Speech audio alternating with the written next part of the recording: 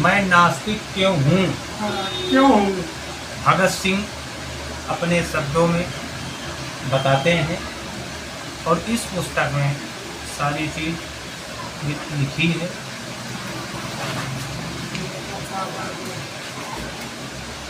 इस पुस्तक का मूल उद्देश्य अपनी युवा पीढ़ी को शहीद भगत सिंह के विचार व दर्शन से अवगत कराना है, जो कि शोषित और वंचित समाज की मुक्ति के लिए अति आवश्यक है, जिससे युवा पीढ़ी भगत सिंह जैसे युवा सम्राट को वैचारिक रूप से मनोसात करके छुआछूत, सांप्रदायिक उत्पीड़न आदि केंद्रित वर्चस्ववादी विचारों से अपने मस्तिष्क को मुक्त करके अपना स्वास्थ्य वैचारिक विकास कर सके। देश प्रेम की भावना अपनाकर देश का भविष्य तय करने में अपनी सकारात्मक भूमिका निभा सकें। भगत सिंह के जीवन का पहला उद्देश्य था कि भारत को जकड़ने वाली गुलामी की जंजीरें टूटें और दूसरा यह कि उसके बाद एक ऐसी सामाजिक व्यवस्था स्थापित हो जिसमें सभी लोग समान हों, सामाजिक आर्थिक रूप से बराबरी का हक हासिल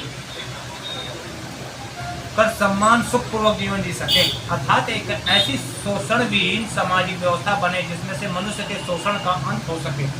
यह शोषक चाहे भारतीय हो या विदेशी। भगत सिंह की रचनाओं में सबसे महत्वपूर्ण दस्तावेज उनका लेख मैं आधार ही नहीं बचा, जिसका उत्तर उन्होंने न दिया हो। इस लेख की रचना 5-6 अक्टूबर 1930 को हुई थी। अपने विचारों पर दृढ़ रहते हुए फांसी चढ़ते वक्त वाहे गुरु को याद कर लेने की गार्ड चतर सिंह की प्रार्थना समस्या जैसे लेख और फांसी चढ़ने के दिन जेल के दलित कर्मचारियों से भारत के बहुत बड़े जनसमूह दलित वर्ग ने भी डॉक्टर भीमराव अम्बेडकर के आदि किसी और अपना प्रीत माना तो वह भगत सिंह ही है। सामाजिक परिवर्तन की हित को दृष्टि में रखकर दलितों के जागृति का आह्वान करते हुए भगत सिंह इस संदर्भ में बम्बई काउंसिल के सदस्य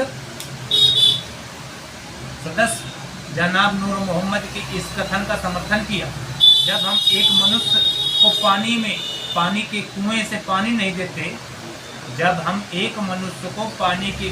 से पानी नहीं देते, मंदिर में प्रवेश नहीं करने देते, विद्यालय में पढ़ने का अधिकार नहीं देते, आम सड़क पर चलने नहीं देते, उनसे छुआछूत करके उन्हें अप्रश्न घोषित कर देते हैं, तो हमें अंग्रेजों से आज़ादी मांगने कोई अधिकार नहीं है।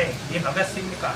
सबसे पहले हमें यह निर्णय कर लेना चाहिए कि सभी इंसान एक समान है, न जन्म से कोई भिन्न पैदा होता है और न कार्य विभाजन से। इन वर्गों को अपने समकक्ष समझते हुए हमें चाहिए कि हम न इन्हें अछूत कहें न समझें। भगत सिंह का मानना था कि अछूत समस्या का समाधान तब तक नहीं होगा जब तक यह कौम अपने आप को सुसंगठित सुन रहे तुम्हारे साथ।